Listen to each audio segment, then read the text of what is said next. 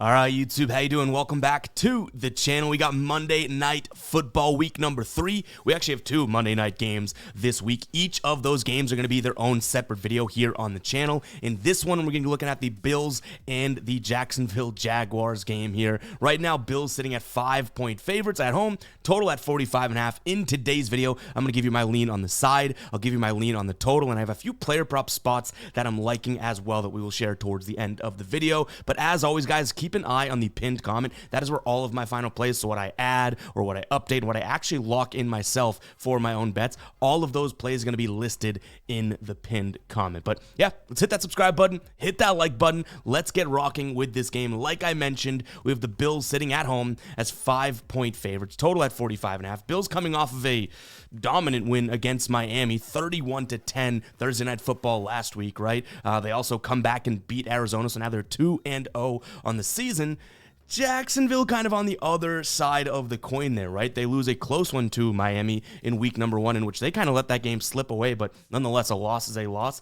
The real bad one, and the one that I think is going to leave a bad taste in their mouth, and a lot of people that were watching that game, is that loss against Cleveland. They lose 18-13 to a Deshaun Watson-led Cleveland Browns team, and Jacksonville was at home. So this team is, I don't know how much lower you can get here. The Bills seem to be riding high. Jaguars kind of low. One thing I will say, that spread being at 5 and not like 6.5 or 7 tells me that maybe this game is going to be a little bit closer than we might think. Last time they played was last year in London. It was a 25-20 win against the Bills here, win for the Jaguars. But that was when we had the London Jaguars. You know what I mean? Like, they were playing well over there. I don't know if they're in the same situation now. So let's dig into it here. You have the Bills, who are the number 1 ranked DVOA team in terms of offensive rating with the passing. Now, that could be a little bit skewed. They did go up against Miami and Arizona, two not very good pass defenses. And you have Jacksonville, who struggles against the pass, or at least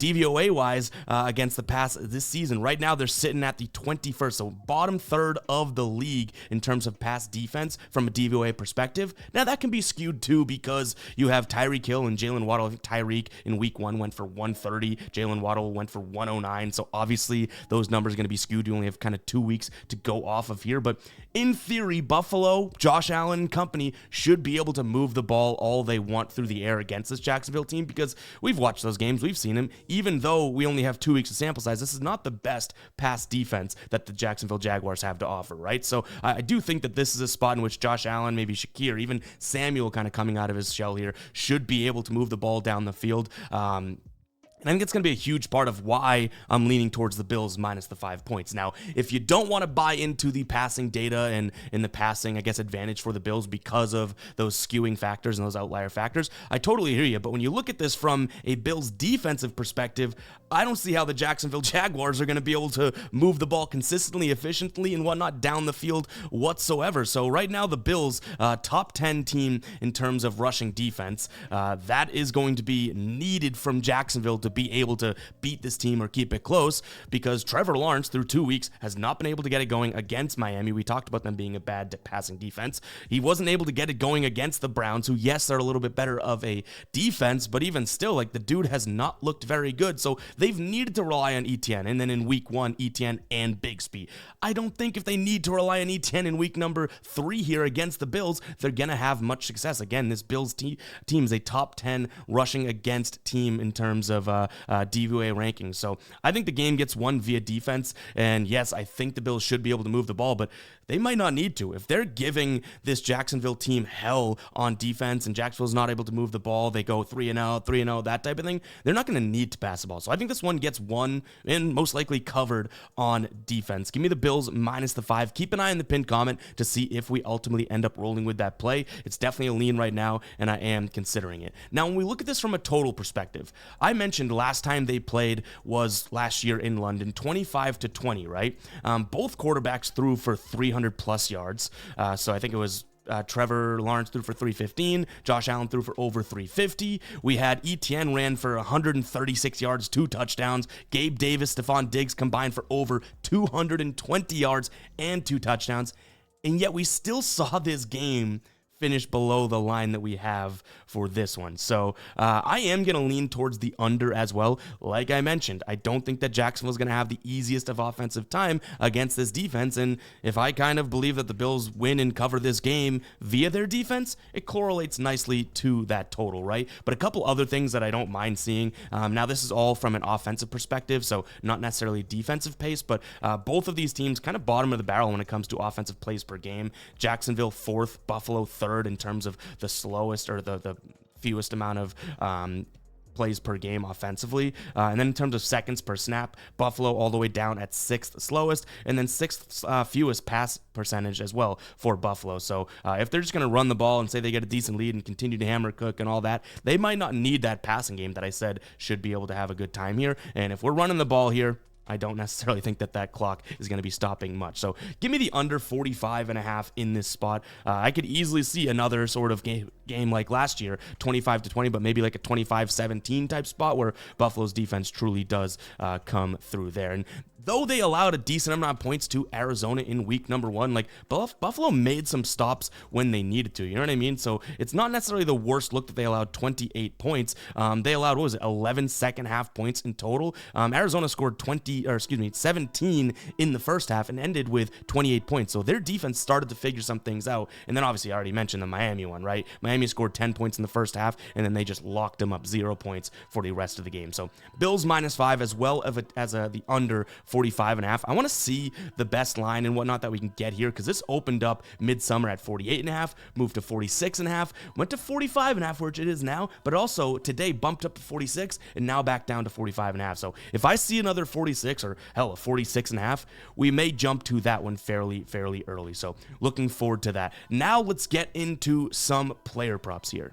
And actually, before we do jump into the player props, I want to shout out the RotoWire app and the RotoWire Picks portion of the app. It is really awesome, guys. You can download it on both your Android as well as your iPhone right now. It's also on the desktop version, which we can dive into right here. I'll show you and kind of walk you through what it is. So right now we're filtered to Underdog, but you can use this for any of these sportsbooks here and any of the sports. But we are just on Underdog for the example. You could see they use multiple factors like the line of the pick'em sites, so Prize Picks, Underdog, Sleeper, that type of thing, the lines of the sports books. They even have their own built-out RotoWire projection, as well as a hit rate in which it weighs the most recent games even more. So I think it's the last 20 games, but weighing those most recent games. And you can see they help you kind of lean towards more plays or less plays over here. Dalton Kincaid, Josh Allen, Brian Thomas, even Khalil Shakir there. You see that they're saying, okay, we're going to lean towards that line of 43.5 for Shakir on Underdog. A lot of things go into this, which I also like, is they just have the projection screen right in here as well. So if you want to see everything, or you want to search for a specific player like James Cook, right? You can click that, see all of his offerings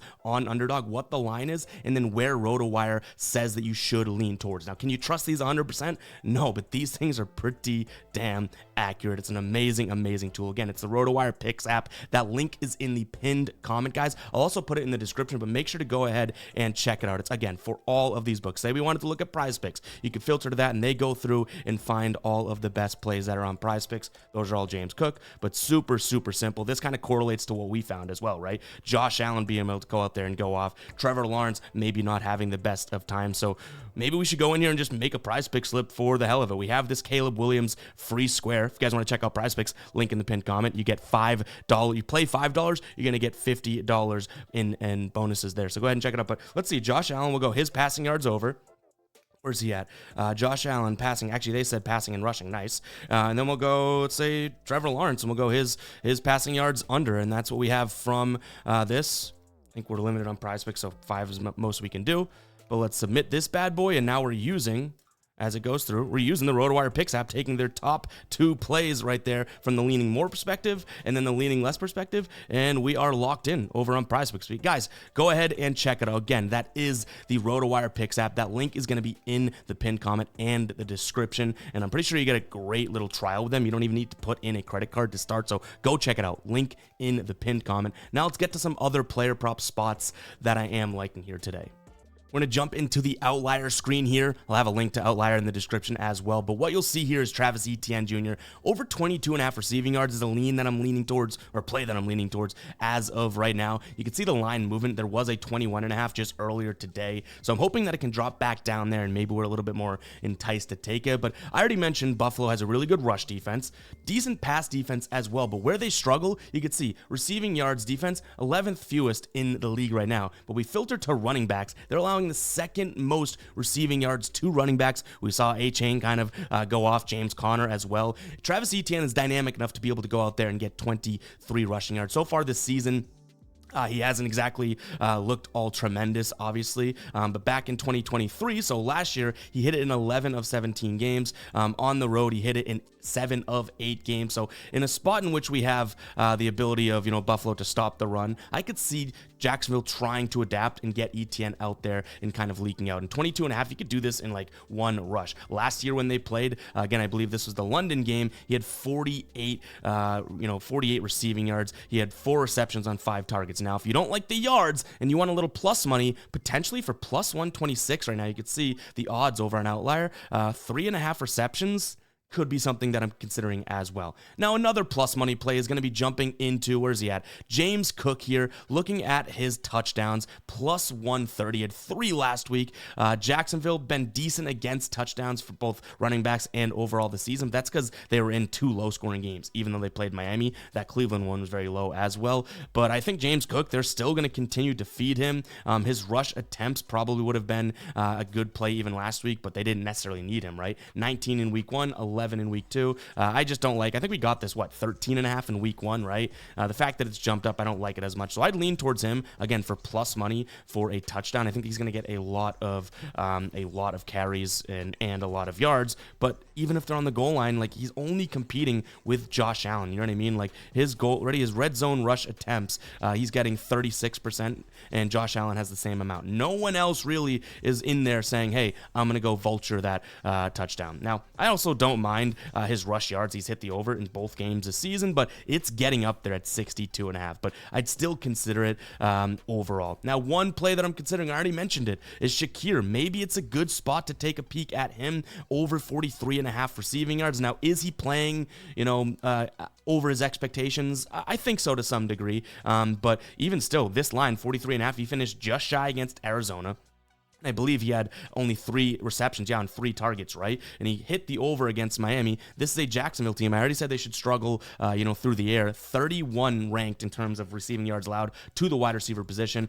Overall, so tight ends, running backs, and wide receivers included, 30th ranked. So a decent spot for him to be able to go out there as well. I don't mind the idea of potentially looking at Curtis Samuel. I don't think we have many lines out for him. In fact, we can use Outlier to find that. I think we only have touchdown lines, but based on how this team, we only have touchdown lines for him. Based on how this team is kind of, struggling against the pass and whatnot, a guy like Samuel, who only has 2 targets in each of the first 2 games, could have a little bit of a coming out party or something like that. So definitely something that I'm considering there as well. But just to kind of recap, guys, what we looked at in this game was Bills -5. I also don't mind the under. With that sort of in mind, maybe we look at Bills money line and bump that total way up and do some sort of a same game parlay or teaser. I like looking at some Travis Etienne receiving props. Same thing with Shakir. And then I may be jumping right back into something that we've bet over and over again so far this season, James Cook touchdowns. But that is going to wrap it up for me. Again, go check out that RotoWires Picks app. You can check out PrizePicks. It's going to help you make winning plays on PrizePicks, and then Outlier for all of your other player prop research.